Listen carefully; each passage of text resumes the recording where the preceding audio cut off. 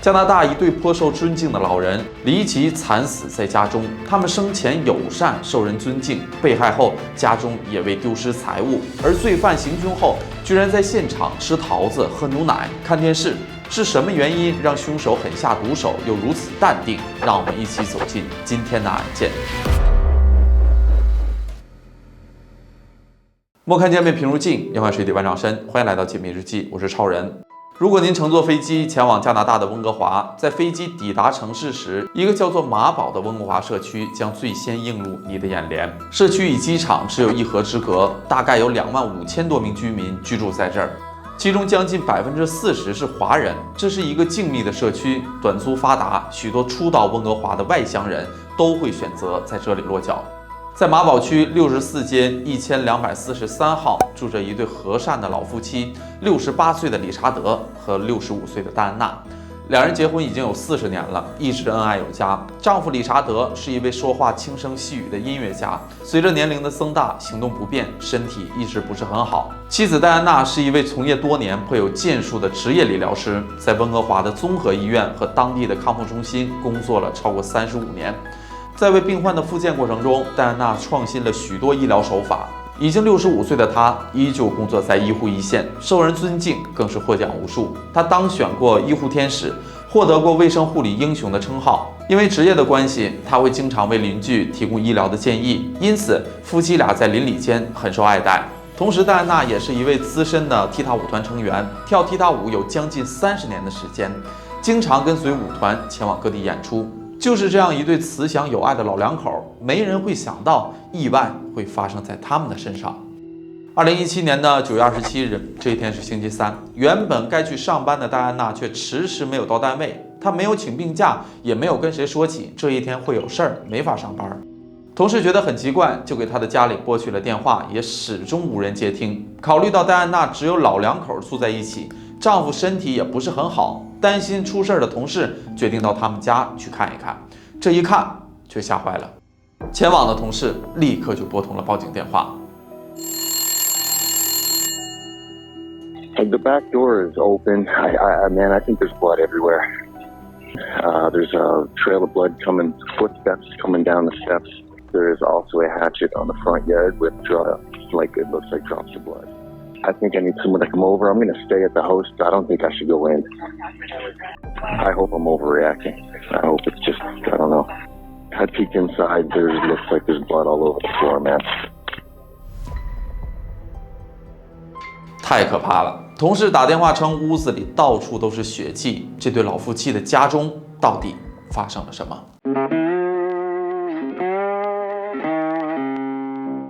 警方到达现场，整个房间遍布着血迹，客厅中有被拖拽拉长的长长的血痕。夫妻2人被放在了浴室中，淋浴花洒一直开着。戴安娜被割开了喉咙，理查德被砍倒在自己的轮椅上，身中103刀。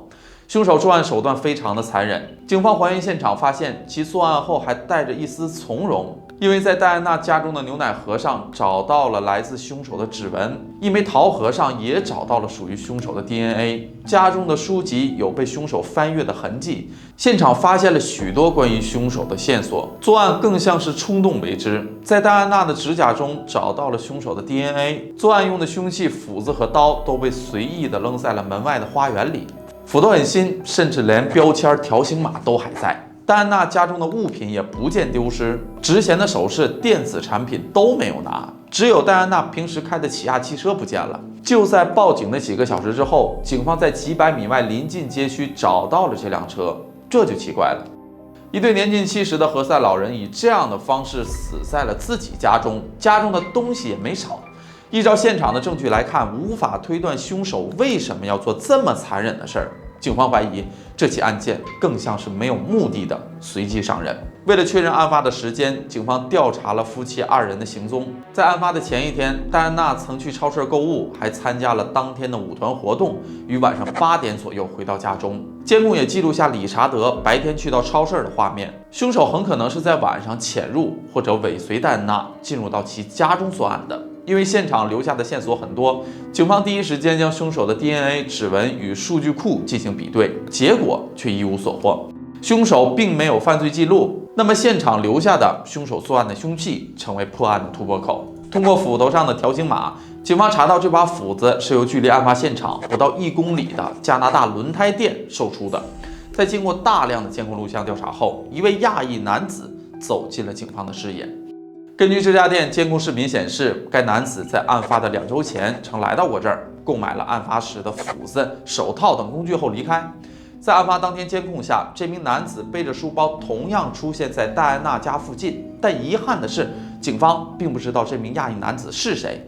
但考虑到其购买斧子的商店、戴安娜的家以及凶手丢弃车辆的位置，男子的活动轨迹应该就在马堡社区。当地的每名警员都拿到了疑似凶手的画像，开始搜寻其位置。巧合的是，在案发的1个月后，一名警员在驾车巡逻期间意外地撞见了他。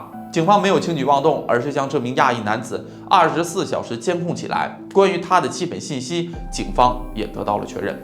这名亚裔男子有一个非常霸气的名字：洛奇·兰博·韦南甘，这年25岁。嫌疑人被锁定，但他与戴安娜并不相识，也没有犯罪史。警方担心可能是团伙作案，没有打草惊蛇，而是希望在采集到该男子 DNA 后再进行抓捕。可令警方没想到的是这名男子是一个资深的宅男，在警方监控的2周时间里，他都待在自己租住的房间里。2周一共出门了3次，没有在外面吃饭，没有逛街，就是去到超市买了一些食物和生活必需品之后就直接回家了，根本没给警方留下采集 DNA 的机会。在他又一次外出购物时，警方实在是忍不了了，派出了一位卧底的女警员，以手受伤为由，让他帮忙打开了一瓶水。通过这种方式，警方顺利地拿到了指纹和 DNA， 经过比对，确认其就是出现在案发现场的唯一凶手。在案发的2个月后，该男子被逮捕了。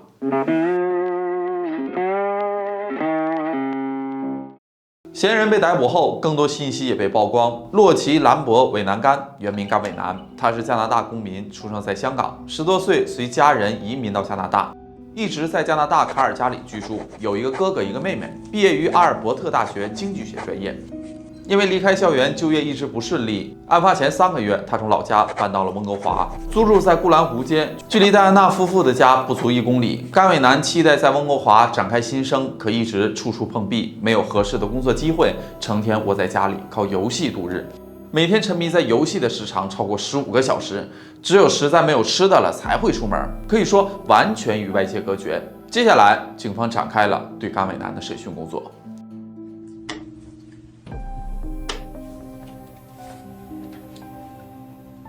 What's your date of birth, Rocky? 1992, August. Okay, and your full name, Rocky Rambo Wei Nam Kam. Yes. Yeah, you're laughing. Why are you laughing? I don't like that. Oh. You don't like all of the names or some of the names? Rocky Rambo. Do you know Rocky Rambo?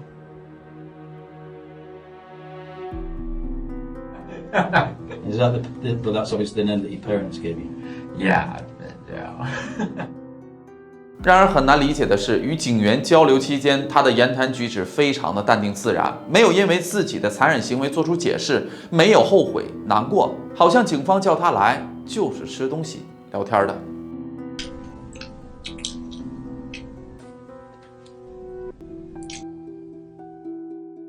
That's the receipt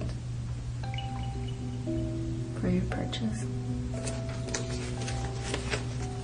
So then we went back and found this purchase, and we have your face at the till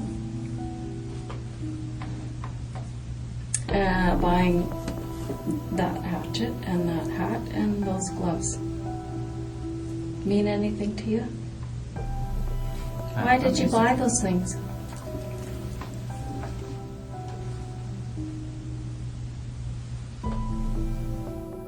I have nothing to say. I have nothing to say. I don't think I have anything to say. I don't know what you're talking about. I don't want to talk about it. I have nothing to say. 第2位警员与甘伟南的审讯从11月6日下午1点持续到了晚上9点。他脑中不仅没有意识到自己的行为多么残忍，甚至连做错事要受惩罚的想法都没有。这到底是人还是魔鬼？而警方用家庭、责任、正确选择等概念，循循善诱的交流方法，试图找到甘伟南行凶的原因。8个小时的努力，结果完全是对牛弹琴，根本沟通不了。Sit there and I can feel that you are feeling something. I can see that you're emotional. Why aren't you taking this chance to at least express remorse? Maybe today you're not ready to talk about the whole ugly story, but at least say you're sorry. For what? You're an animal.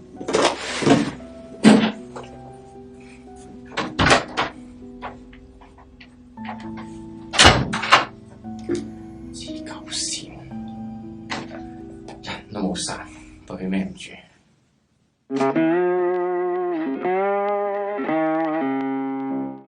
因为疫情的原因，这起案件直到2020年的年中才开始审理。在法庭上，甘伟南交代了作案的过程。2017年9月26日晚上，他在马堡区街头闲逛，注意到戴安娜正从路边的车中往自家搬东西。甘伟南先是躲在一棵树后，接着突然朝戴安娜冲了过去。